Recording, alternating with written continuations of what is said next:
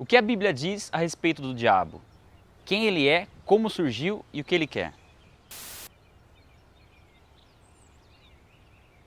Saudações a todos, mais um vídeo do canal Vai na Bíblia e hoje iremos falar sobre o diabo, sua relação com Deus, com o homem e com o pecado. A Bíblia não somente revela a existência do diabo, como também o apresenta como sendo um ser espiritual, pessoal, extremamente poderoso e totalmente maligno. Jesus se refere ao diabo como sendo inimigo de Deus, homicida, pai da mentira e príncipe dos demônios. Ele também é chamado de Satanás, que significa adversário e opositor, além de vários outros nomes e títulos que revelam a sua natureza. A própria palavra diabo significa caluniador, difamador e acusador. Analisando apenas os nomes e os seus significados, nós já podemos ter uma ideia do perigo que ele oferece. Contudo, algo que nos traz uma compreensão ainda maior sobre as suas intenções são as informações que a Bíblia traz a respeito da sua origem, da sua queda e da sua ação contra o ser humano. A pergunta é, como surgiu o diabo? Além disso, por que Deus criaria um ser tão mau e perverso? A Bíblia ensina que Deus é o Criador de todas as coisas, nos céus e na terra, tanto as visíveis quanto as invisíveis. Mas também ensina que tudo que Deus criou foi bom. Por essa razão, algo certamente aconteceu para que esse ser criado por Deus se tornasse o diabo, se tornasse o acusador e inimigo de Deus. Para entender o que aconteceu, nós podemos tomar como base Isaías 14 e Ezequiel 28. Apesar de serem profecias inicialmente dirigidas aos reis da Babilônia e de Tiro, tais passagens tomam proporções muito além do que poderia ser declarado a respeito de qualquer ser humano. Tanto o texto em si, quanto o contexto bíblico mostram claramente que se trata de uma referência à origem de Satanás. Ezequiel fala de um anjo criado de forma especial, o chamando de estrela da manhã, na tradução para o latim, Lúcifer. Ele é descrito como um modelo de perfeição, cheio de sabedoria e perfeita beleza, criado por Deus como um querubim, um anjo de alta hierarquia que provavelmente era o responsável por comandar a exaltação e a glorificação de Deus. A Bíblia diz que desde o dia em que ele foi criado, ele permaneceu inculpável em seus caminhos, até que algo aconteceu. O texto de Ezequiel diz que em um determinado momento se achou injustiça, perversidade e maldade em Lúcifer. E explica que por causa da sua beleza e do seu esplendor, ele se corrompeu e se tornou orgulhoso. Isaías diz que o desejo do seu coração era estar acima de todos os anjos e ser como Deus. Na verdade, a soberba de Lúcifer se tornou tão absurda que ele chegou ao ponto de achar que seria possível tomar o lugar de Deus e usurpar de uma glória que pertence unicamente ao Criador do universo. Por conta dessa rebelião, Lúcifer passou a ser Satanás, o adversário de Deus. Inclusive, ao que tudo indica, durante um certo período ele convenceu outros anjos a também se rebelarem contra Deus, provavelmente oferecendo certos privilégios caso tivesse o apoio desses anjos. Mas como isso é possível? Como o mal pode ter surgido no coração de Lúcifer e também ter corrompido outros anjos, se são seres criados por um Deus perfeitamente santo? Na verdade, isso demonstra como a obra de Deus é extraordinária. Afinal, os anjos foram criados com o poder de tomar decisões morais e reais, assim como nós. Deus dotou a sua criação de uma natureza tão livre que permitiu até mesmo uma rebelião. Deus permitiu o mal, mas jamais compactou com ele. E por essa razão, Satanás foi expulso dos céus. Esse evento é descrito em pelo menos 3 passagens bíblicas. Inclusive, com base no texto de Apocalipse 12, acredita-se que aproximadamente 1/3 dos anjos caíram com Satanás. Após Satanás ter sido expulso dos céus e lançado à terra, em um determinado momento da história, Deus criou um ser que não somente o glorificaria, mas que também seria a própria imagem da sua glória. Deus criou o homem à sua imagem e semelhança. Razão mais do que suficiente para que Satanás odeie o ser humano e faça de tudo para destruí-lo. E o primeiro passo que o diabo deu nessa direção foi logo no início, no Éden, onde Deus colocou o homem e o autorizou a se alimentar livremente de todas as árvores, menos uma, aquela que lhe causaria a morte. E foi dessa árvore, por influência do diabo, que o homem comeu.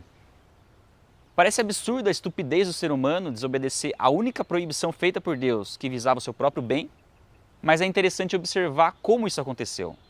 as motivações por trás da queda do homem. Quando o diabo questiona Eva, ele diz: vocês não podem comer de nenhum fruto das árvores do jardim? Ele, na verdade, está sondando Eva para ver qual era o entendimento que ela tinha sobre a proibição. Quando Eva acrescenta algo à ordem de Deus, não podemos nem tocar, o diabo percebe uma vulnerabilidade e acusa Deus de estar mentindo. Ele diz: certamente vocês não morrerão. E acrescenta: Deus sabe que no dia em que comerem da árvore, seus olhos se abrirão e vocês serão como Deus, conhecedores do bem e do mal. O diabo não só disse que eles não morreriam, como também disse que na verdade eles seriam como Deus. Ou seja, com o mesmo pecado com que ele foi seduzido, ele tentou o homem que também pecou. Quando Eva viu que o fruto parecia agradável ao paladar, era atraente aos olhos e desejável para dar entendimento, comeu. Afinal, se ela seria como Deus, já não haveria mais motivo para dar satisfação ao seu Criador. Ela deu do fruto para Adão, que também comeu. O homem preferiu acreditar na promessa do diabo ao invés de confiar em Deus. O interessante é que, em um primeiro momento, parecia até que o diabo tinha razão. Afinal, eles comeram da árvore e não morreram. Porém, o pecado trouxe a morte espiritual, a separação entre o homem e Deus, e como consequência futura, a morte física. É o mesmo que acontece quando retiramos uma folha da árvore. Ela deixa de receber a seiva e, com o tempo, seca e morre. Com o pecado, o homem não só morreu espiritualmente e foi expulso da presença de Deus, como também transferiu o direito legal de posse da terra ao diabo.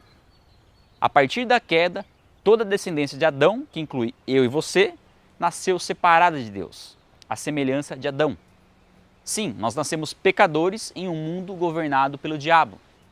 Todo o mal que habita em nós é fruto da desobediência de um único homem, mas que nos representava. A culpa foi de Adão, foi de Eva e foi do diabo, mas hoje ela também é minha e sua. Somos tentados e pecamos por causa do nosso próprio mau desejo, mas com toda certeza o diabo colabora muito para que isso aconteça. E para entender como ele faz isso, é fundamental conhecer o que a Bíblia diz sobre a situação atual do diabo, onde ele se encontra, o que ele sabe e o que ele pode fazer. O entendimento popular é que o diabo se encontra no inferno rodeado por demônios. E de fato, a Bíblia ensina que o destino do diabo é o castigo eterno no inferno. Porém, deixa claro de que ele não está lá agora, mas que na verdade ele circula pela atmosfera e atua nas regiões celestiais, sendo chamado de príncipe das potestades do ar. Contudo, isso não significa que ele seja onipresente e que possa estar em mais de um lugar ao mesmo tempo. O diabo também não é um ser onisciente, ele não sabe todas as coisas. Entretanto, trata-se de um ser milenar, que conhece a Bíblia e acompanha a história da humanidade desde o início.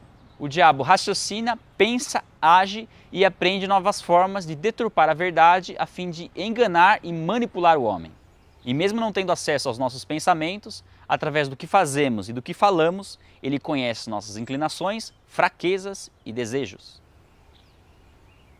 E apesar do diabo ser muito poderoso, ele também não é onipotente. Existem coisas que ele não pode fazer. Aliás, ele só pode agir dentro do limite estabelecido por Deus. E a permissão que Deus concede ao diabo envolve questões complexas, que geram certos questionamentos. Dentre eles, o principal é: por que Deus ainda permite que o diabo continue praticando o mal no mundo? A resposta não é tão simples, pois envolve a soberania, a eternidade e a onisciência de Deus. Neste momento, o diabo está colocando em prática toda a maldade que, antes da queda, era apenas uma intenção. Deus já julgou e condenou o diabo, não somente pela intenção, mas pelo que ele fez. E a explicação para isso é que, para nós, que estamos limitados pelo tempo, o diabo ainda está fazendo, mas para Deus, ele já fez. Mas se o diabo não é onipresente, nem onisciente e nem onipotente, como ele pode conhecer detalhes da vida de cada ser humano que vive sobre a Terra? Bom, a resposta está na existência dos demônios. Ao que tudo indica, os anjos que caíram com Satanás agora são demônios que atuam debaixo do seu governo. Inclusive, assim como no caso dos anjos, também existe uma hierarquia entre os demônios, alguns menos, outros mais poderosos. A verdade é que os demônios são tão numerosos que multiplicam a presença do diabo, dando a impressão dele ser praticamente onipresente. Dessa forma, tanto o conhecimento que ele tem a respeito de nós, quanto a sua capacidade de agir contra nossas vidas também se multiplica. Já a forma de atuação dos demônios é a mais variada possível. Podem tanto trabalhar na base da influência, através de pequenas sugestões, como até mesmo possuir o corpo de uma pessoa. Podem causar enfermidades, curar enfermidades para produzir o engano, induzir comportamentos, oprimir e até mesmo matar uma pessoa. Tudo isso preferencialmente de maneira oculta, para que nem a pessoa afetada saiba que está agindo sob a influência de um ou mais demônios. Para cada situação, o diabo tem uma legalidade, ou seja, uma permissão específica para agir. Contudo, sua principal estratégia sempre será a de permanecer em oculto. E aí você pode se perguntar, o que o diabo ganha com isso? Qual o objetivo dele? Primeiro, é importante lembrar que o diabo é homicida, odeia o ser humano e tem prazer em nos causar sofrimento. E segundo, que ele já está condenado e lhe resta pouco tempo. Sendo assim, todo o seu esforço está em levar o homem para a mesma condenação, a eternidade no inferno. A principal forma de atuação e influência do diabo sempre foi e sempre será através do engano. Não existe nenhum outro ser no universo que supere o diabo na arte de convencer pessoas a acreditarem na mentira e desprezarem o conhecimento da verdade, ou seja, desprezarem o conhecimento bíblico. Uma vez que entendemos que a Bíblia é a completa palavra de Deus e fonte de toda a verdade, ela se torna o único livro no mundo capaz de revelar de forma segura todas as mentiras do diabo. Por essa razão, a sua estratégia é fazer com que o homem não leia a Bíblia. Caso ele leia, é fazer com que ele não entenda. Caso ele entenda, é fazer com que ele não creia. E caso ele creia, é fazer com que ele não coloque em prática. Para cada um desses estágios, ele se utilizará de uma mentira diferente. Existem mentiras que apontam uma direção totalmente oposta da verdade, negando inclusive a própria existência do diabo, mas existem mentiras que estão muito próximas da verdade, sendo até mais perigosas. Muitas vezes o diabo nega uma mentira com outra mentira para que essa segunda mentira pareça verdade. Para promover o engano, ele apresenta algo ruim com aparência de bom, mas mantém algo ruim com aparência de ruim, fazendo com que o homem pense estar no caminho certo, quando na verdade permanece no caminho errado. Lembre-se, a ação do diabo é através da mentira. Ele mente sobre a possibilidade de arrependimento, que ele não tem, mas que nós temos.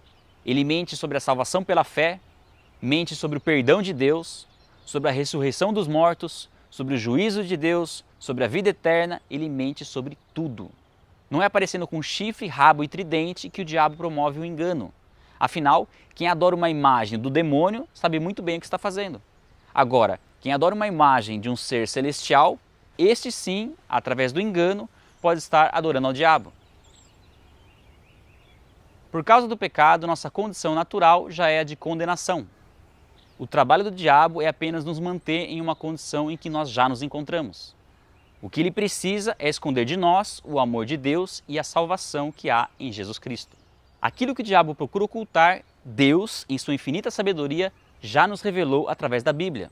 Aquele que é absolutamente justo e perfeito em tudo que faz, já julgou e condenou o diabo, mas nos deu a possibilidade de reconciliação através da fé em Jesus Cristo, demonstrando todo o seu amor e poder através da morte de Jesus em nosso lugar e da sua ressurreição dentre os mortos. Somente Ele pode nos livrar das garras do diabo e nos conduzir para a vida eterna. Vai na Bíblia, fica por aqui. Se você gostou do vídeo, deixa o seu like.